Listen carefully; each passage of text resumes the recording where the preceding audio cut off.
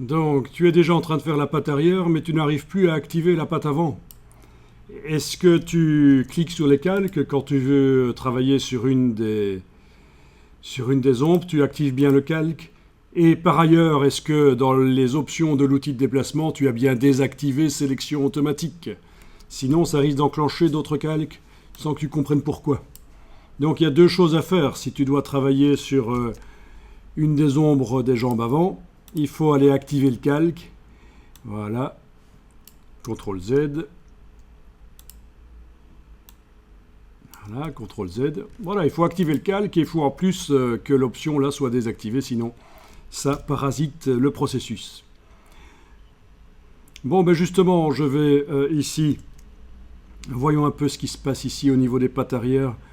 Ah oui, il y a quand même pas mal de choses qui se passent au niveau de la sélection. Je vais zoomer sur les jambes arrière, là, voilà. Avec la touche majuscule, je vais aller désactiver le masque en cliquant sur lui. Ainsi, je vois la photo d'origine. Ben oui, c'est quand même assez mal sélectionné, on peut le dire. La sélection automatique, c'est un peu planté. On va quand même aller corriger ça, parce que c'est pas génial.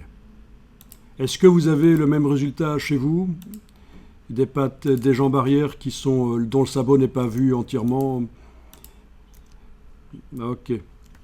Eh bien, je pose la question parce que parfois, entre Mac et PC, le résultat n'est pas toujours le même, parce qu'il y a ce qu'on appelle le gamma, le degré de contraste qui peut influencer les résultats, et ça peut donner parfois des résultats, les mêmes réglages, des résultats différents sur Mac et sur PC. Voilà, bon, ben... Alors voilà, il faut indiquer qu'on travaille sur le masque. Et je simplifie l'explication ici parce que par la suite, quand on sera sur l'image du chien, je donnerai plus d'infos. Mais en tout cas, voilà, on travaille sur l'image sur le masque en fait, hein, du cheval. Au pinceau. Alors, c'est peut-être l'occasion que je vous parle des raccourcis pour modifier la dimension du pinceau. Ah mais oui, mais quand j'essaye d'utiliser le pinceau, j'ai un sens interdit. Pourquoi? Mais parce que le calque est verrouillé. Donc il faut que je le déverrouille. Voilà.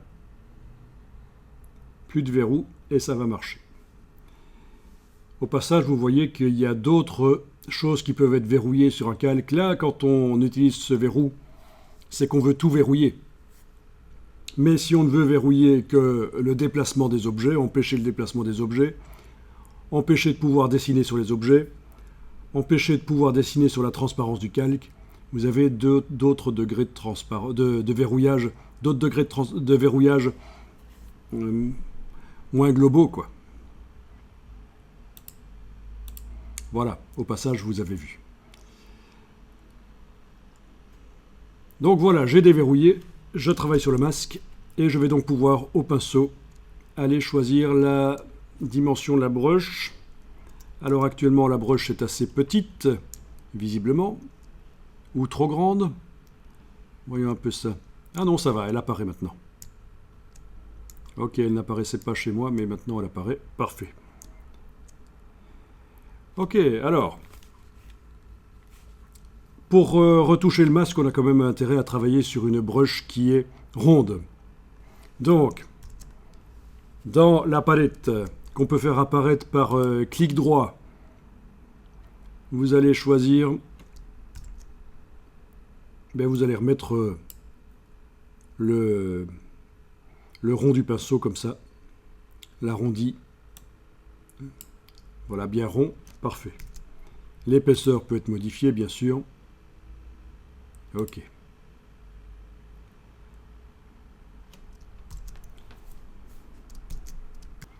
Alors, comment est-ce qu'on peut modifier facilement la dimension et la dureté de la broche? Eh bien, il y a un raccourci qui est quand même utile, donc c'est pour ça que je vous le donne ici. Vous allez enfoncer les touches CTRL et ALT. Que vous soyez sur un Mac ou un PC, vous enfoncez les touches CTRL et ALT. Donc tout le monde enfonce CTRL-ALT. Et on garde enfoncé. Et avec le bouton droit du PC ou le bouton gauche du Mac, vous allez enfoncer et bouger de gauche à droite. Et vous pouvez choisir le diamètre. Donc je répète, tout le monde, Mac ou PC, doit enfoncer les touches CTRL-ALT et les garder enfoncées. Sur le Mac avec le bouton gauche de la souris ou sur le PC avec le bouton droit de la souris, vous enfoncez, vous bougez de gauche à droite, c'est le diamètre. Et si vous bougez de haut en bas, c'est la dureté de la brush. Mais pour des photos, généralement, on travaille avec une brush à bord flou, comme ça les retouches qu'on fait, tout ce qu'on fait est mieux intégré avec une brush à bord flou. Dureté donc proche de 0, voire même 0%. Donc voilà. Bon raccourci à connaître.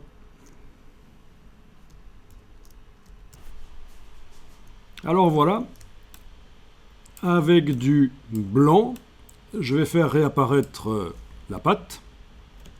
Le bout de la jambe, je veux dire, voilà, au pinceau. En dessinant en blanc, je fais réapparaître. Même l'herbe avec, c'est pas un problème. Hein. Voilà. Ok. Puis, toujours en travaillant dans le masque, je vais dessiner en noir.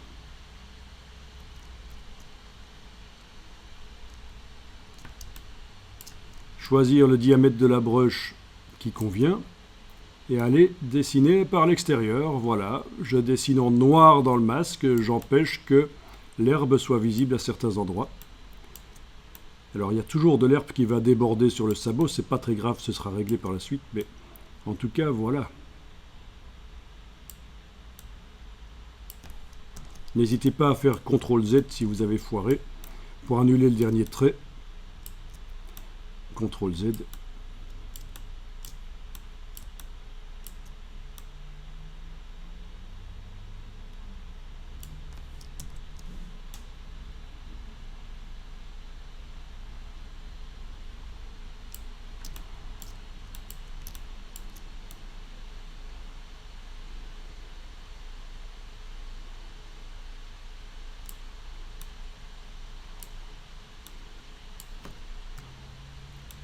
Voilà, une fois que vous avez masqué correctement ce qui devait être masqué, à peu près, vous pouvez faire ceci.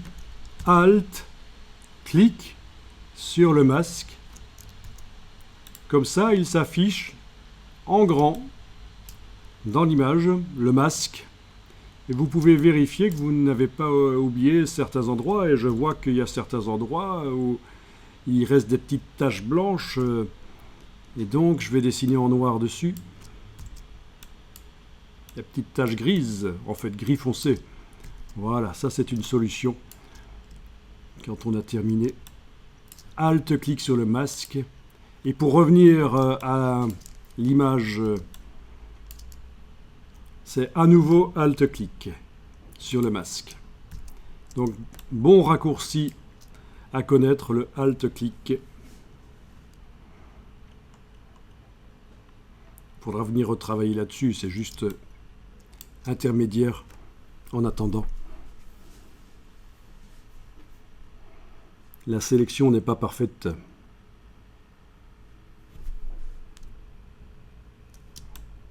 Alors, ne faites pas encore les ombres sous les jambes arrière.